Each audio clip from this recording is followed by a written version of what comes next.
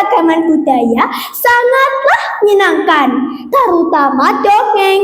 Pada kali ini, saya Akila dari STIT Al Mukminun Grande akan menceritakan sebuah dongeng yang berasal dari Ngawi, Jawa Timur yang berjudul Joko Budeg. Dalam cerita tersebut, ada seorang raja yang bergelar Halokopati. Dia memerintah kerajaan Pawan dengan keadilan dan kebijaksanaan. Sang raja memiliki putri kesayangan yang bernama Putri Partisari.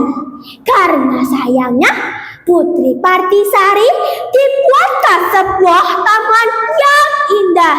Tetapi hanya ada satu tanaman yang amat disayang oleh Putri Partisari, yaitu sebuah pohon pisang yang diberi nama Gendang Emas Pupus Cinde.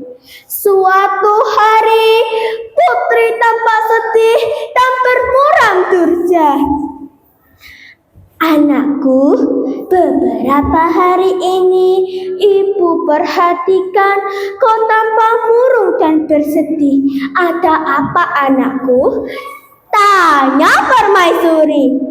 Ibu, betapa hatiku tidak bersedih karena gendang emas Pupus Cinde mulai layu. Sedangkan sekarang musim kemarau dan air sulit didapat. Tolong ibu, bagaimana caranya agar gendang emas Pupus Cinde tidak layu? Ratap Putri kepada ibunya. Demi mengabulkan permintaan sang putri, sang raja mengadakan sebuah sembara. Keesokan harinya, punggawa keraton mengumumkan sebuah sembara di alun-alun keraton. Woro-woro, barang siapa dapat mengalirkan air sungai Sahur ke dalam taman keraton, bila dia perempuan akan dijadikan saudari sejati putri, dan bila dia laki-laki akan dinikahkan dengan Putri Partisari. Setelah sembara diumumkan, banyak peserta yang mulai berdatangan. Tetapi tiba-tiba ada seorang pemuda dengan badan kekar, gagah dan berperangan tinggi tiba-tiba berteriak, "Hahaha, minggir kalian semua, lihat katan otot tanganku yang kekar ini, akulah yang akan memenangkan sembara ini, hahaha."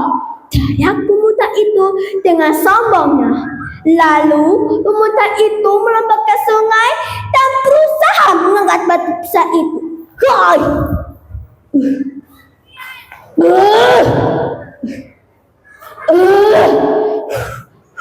Pemuda itu mulai berkeringat dan maaf, pemuda itu gagal. Setelah banyak peserta yang mencoba, namun mereka semua gagal.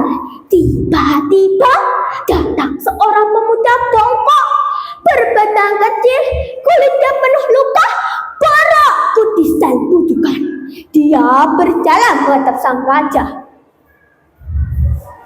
"Baginda, saya Joko Budeg.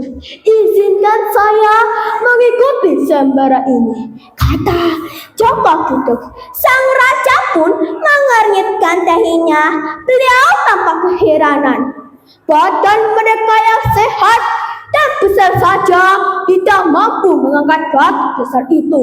Lalu, apa yang kau andalkan dengan tubuhmu yang kecil dan penyakitan itu? Aku meragukan kepandaianmu, kata sang raja.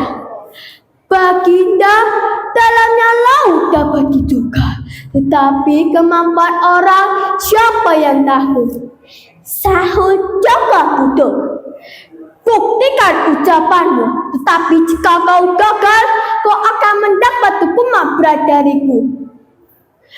Mati pun saya siap, Baginda, jika itu memang takdir saya, Setelah berkata demikian, Jaka Buddha pun melambat ke sungai. Dia mengangkat sebuah sisik bambu kecil. Dengan kesaktiannya, dia menggores-gores batu besar itu dan tiar! Ajaib, batu besar itu pecah berkeping-keping. Air pun berhasil dialirkan ke dalam taman keraton. Jaka Buddha menang! Hidup Jaka Buddha! Sorak-sorai rakyat bergemuruh.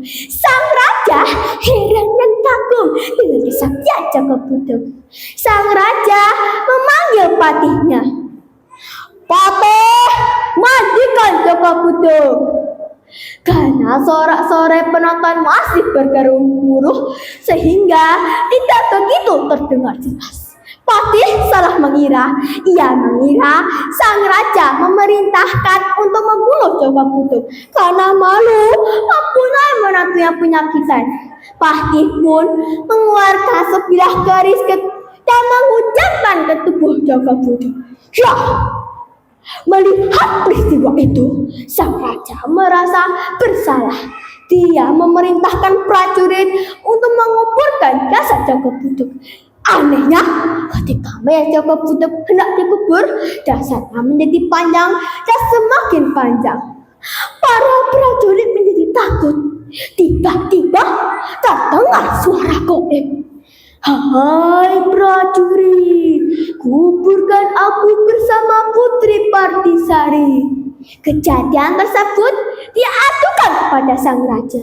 Dengan berat hati, sang raja memerintahkan patihnya untuk membunuh putri kesayangannya.